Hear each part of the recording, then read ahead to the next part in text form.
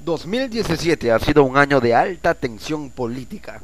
Eso devino en conflictos sociales que agravaron la crisis de Venezuela y marcaron un hito en la política, en la historia política venezolana.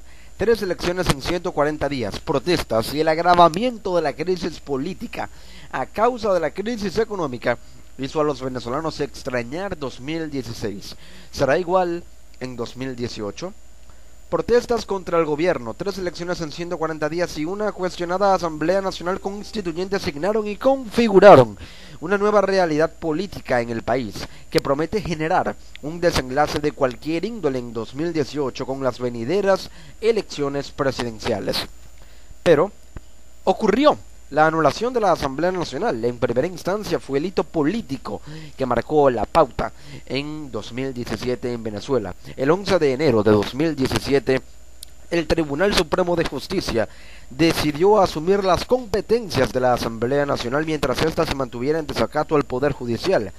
Esto a raíz de la decisión del Parlamento de no desincorporar tras orden del TSJ a tres diputados electos del estado Amazonas en las parlamentarias de 2015 que presuntamente habrían obtenido la mayoría de los votos con estrategias fraudulentas en sus jurisdicciones.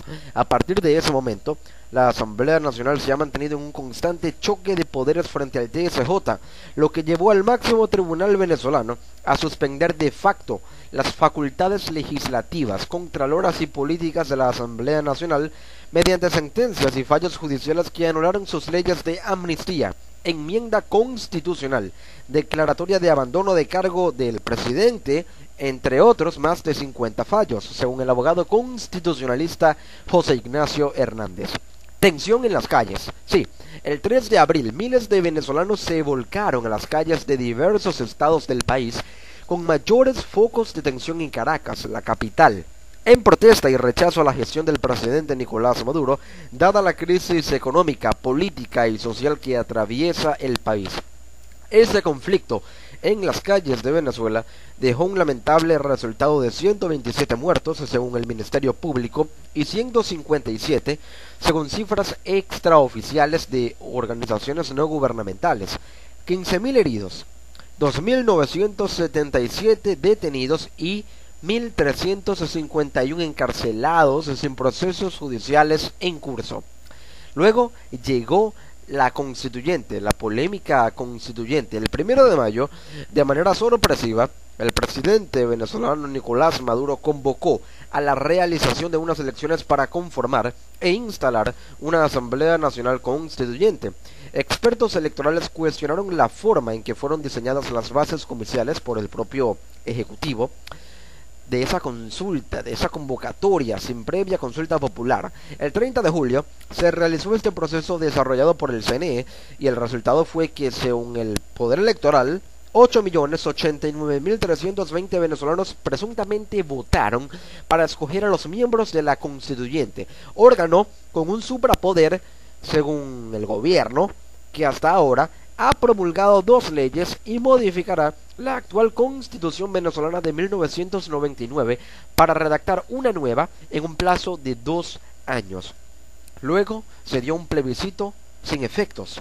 El 16 de julio, la oposición venezolana convocó a una consulta en la que, según la totalización de votos de la Mesa de la Unidad Democrática, participaron 7.186.170 venezolanos en rechazo a la realización de la constituyente y también una exigencia a la Fuerza Armada Nacional Bolivariana de obedecer la Constitución y petición a renovar los poderes públicos. La oposición no cumplió con las exigencias políticas planteadas en la consulta y, según analistas, perdió capital político y base de apoyo electoral en la población.